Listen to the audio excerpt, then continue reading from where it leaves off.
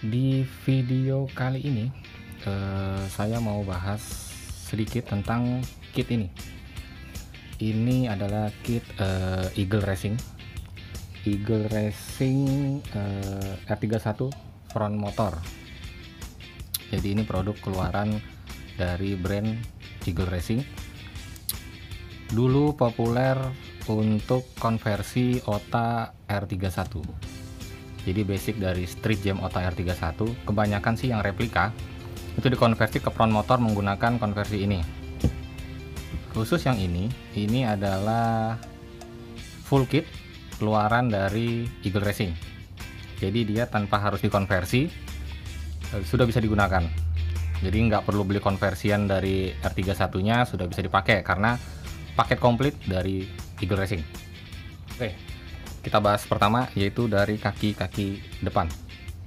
Ini penampakan untuk bagian kaki-kaki depannya. Shock tower masih menggunakan bawaan Street Jam ya. Kebetulan saya punya perintilannya dari kit saya yang dulu. Akhirnya dipakai di sini. Karena ini awalnya bullhead bagian belakang. Nah, yang dipakai di sini ini adalah bullhead bagian depan. Jadi dipindah aja, yang di depan pindah ke belakang, yang di belakang pindah ke depan. Karena bautnya pun sama. Posisi bautnya itu sama depan belakang. Jadi nggak perlu bikin lubang baut yang baru. Udah tinggal pindah aja. Posisinya pun bisa. Yang untuk motor bullhead yang ada motornya ini, motornya bisa menghadap ke belakang, bisa di belakang sini, atau dia ada di depan seperti ini. Nah, kalau ditaruh di belakang itu switchbacknya lama ya, agak lambat, jadi saya taruh di posisi seperti ini. Oke, balik ke steering kaki-kaki depan.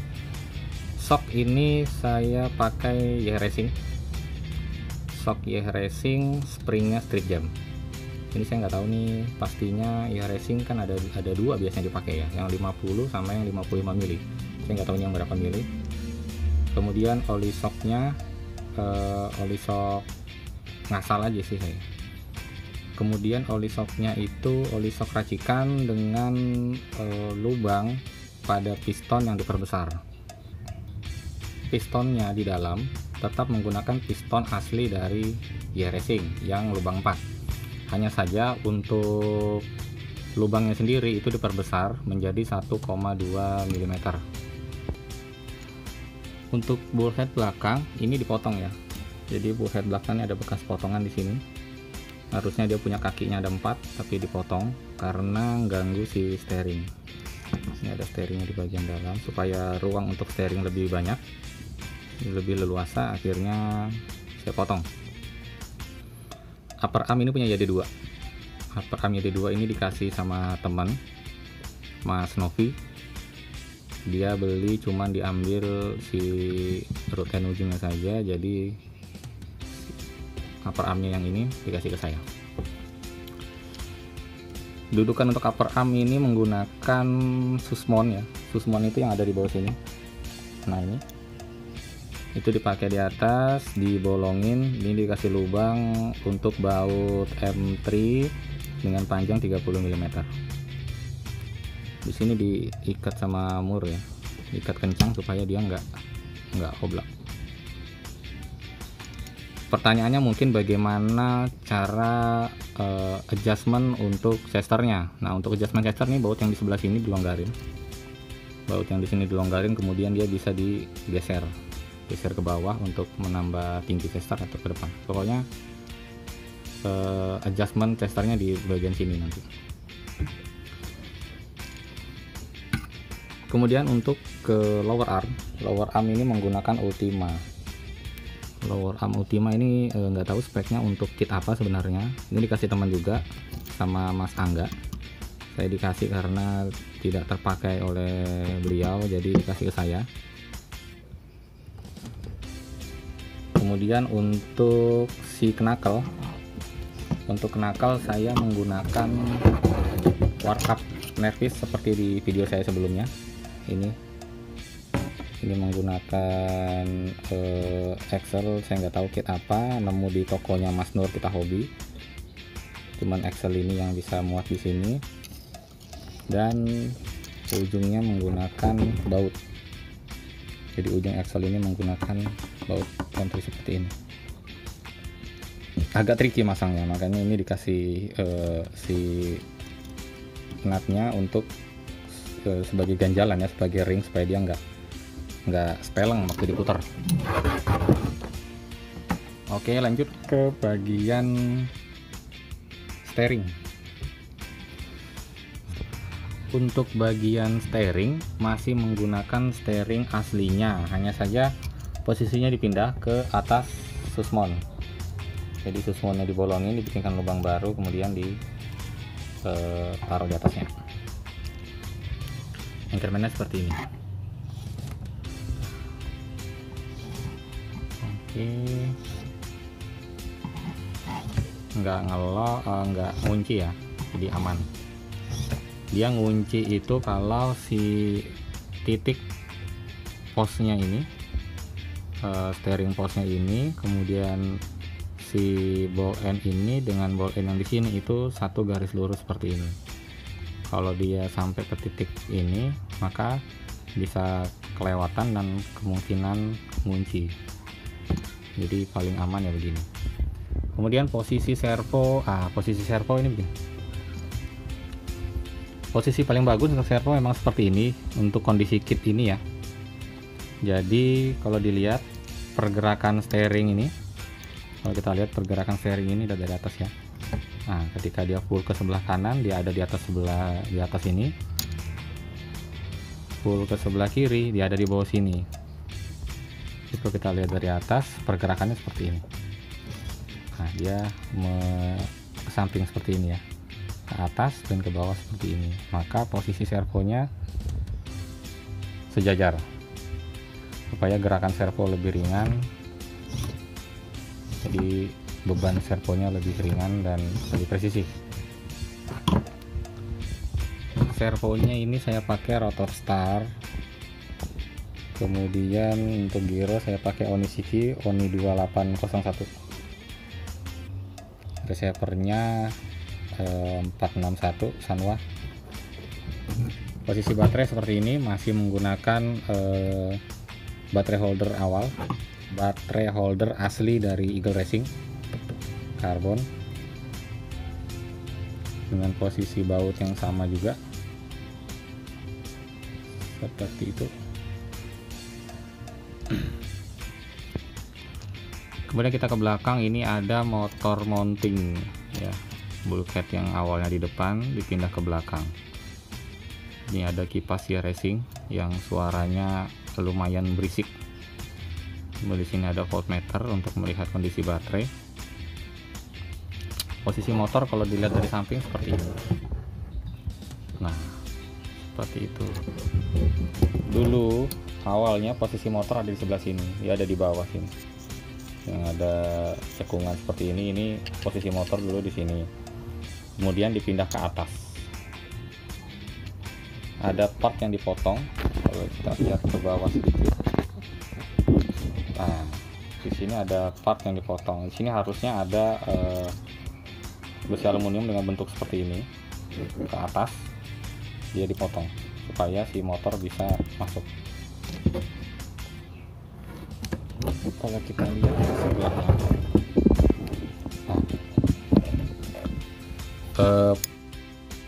untuk posisi motor, si motor mountingnya ini itu tinggal dari bawah, yang awalnya di bawah sini tinggal diputar ke atas saja, karena si dudukan motor ini punya 3 baut.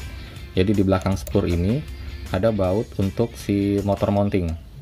Ada 3 baut yang jaraknya itu simetris, artinya sama. Jadi tinggal diputar aja. Sebentar, tak buka dulu nanti. Nah, ini posisi motor, dudukan motor setelah dibuka spurnya. Jadi ada 3 baut, 1, 2, 3 dengan jarak yang simetris ya. Jadi jaraknya itu sama. Jadi kalau posisi motor ini mau dipindah ke bawah, tinggal ditukar aja bautnya, buka kemudian pindah ke bawah. Simpel aja sih. ini ada voltmeter buat ngelihat ya, ngelihat baterai ya, kondisi baterainya seperti apa biar terpantau. Ini voltmeternya nggak kelihatan ya. Model seperti itu, harganya murah banget di marketplace online banyak. Terus ini fan, ini kabel ISC masih berantakan ya, kabel ISC-nya ya. Kabel ISC-nya lumayan berantakan. ISC-nya saya pakai GeForce 120 ampere. Ini masih juga dari Mas Nur juga, motor ISC juga sama, kipas-kipasin juga sama, kipasnya sama kayak depannya. Kipas sama seperti depannya, racing yang kalau nyala berisik. Coba ya, kita nyalain ESC-nya, kita dengerin seberisik apa. Kencang sih, kencang, cuman berisik banget sih suaranya. Tuh, udah kayak mau tempur aja dia. Kalau lihat anginnya deras banget, cuman suaranya memang berisik. Oke, kita matikan lagi biar nggak berisik. Sok yang belakang ini soknya Eagle Racing ya, bentuknya beda sama sok depan. Saya nggak tahu kenapa dapatnya beda, dikasihnya begitu ya, sudahlah ya. Ini pistonnya piston standar, cuman lubangnya ditambah, yang awalnya 4 jadi 6 dengan diameter lubang 1 mm polisok racikan. Jadi kalau dilihat ini empuk banget ini. Kita lanjut ke belakang. Di bagian ESC ini dudukan ESC-nya pakai plat ya. Dudukan ESC-nya pakai plat aluminium.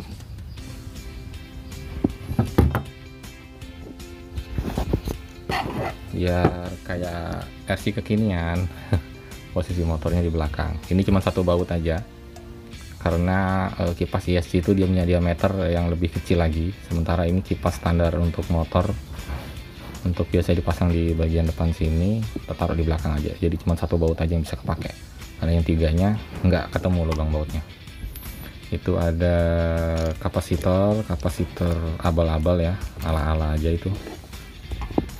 Ini yang beda, ini ada spacer 6 mm, spacer 6 mm buat naikin si bulkhead belakang. Kenapa bulkhead belakang dinaikin? Karena buat ini ngincer si trap shaft ini, supaya shaft ini itu lebih tinggi. Jadi ujung ini bagian cut joint cut si diferensial belakang itu lebih tinggi dari si knuckle. Tujuannya apa? Yang saya rasakan kemarin, kalau ini nggak pakai spacer dan posisinya di bawah, maka kap ujung ini berada di bawah sini dan si knuckle lebih tinggi. Jadi si knuckle lebih tinggi, join ini lebih rendah. Jadi posisi shaftnya itu begini. Nah, posisi shaftnya ke atas begini. Nah, permasalahannya adalah di kit saya ya.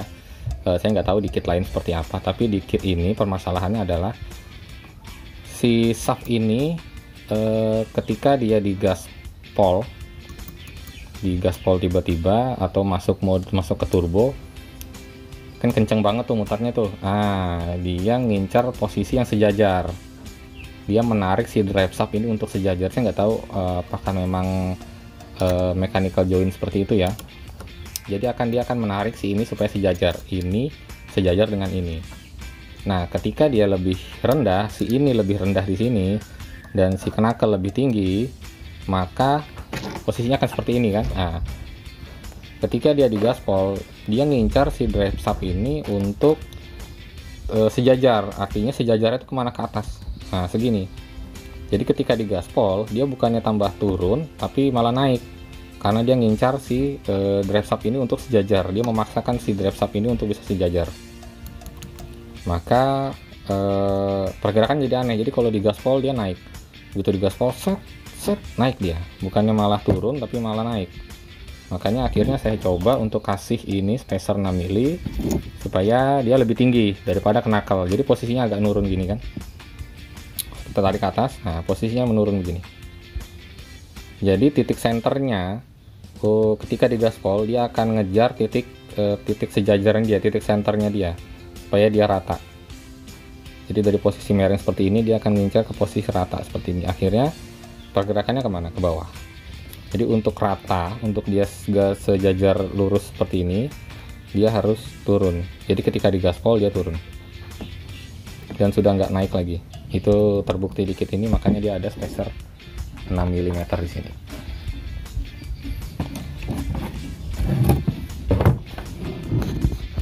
Oke, tadi sedikit pembahasan tentang kit ini, kit modifikasi ala-ala ya, kit modifikasi ala-ala. Jadi kit ini adalah kit pemberian dari teman-teman juga, banyak sekali support teman-teman di sini hingga akhirnya kit ini bisa jalan.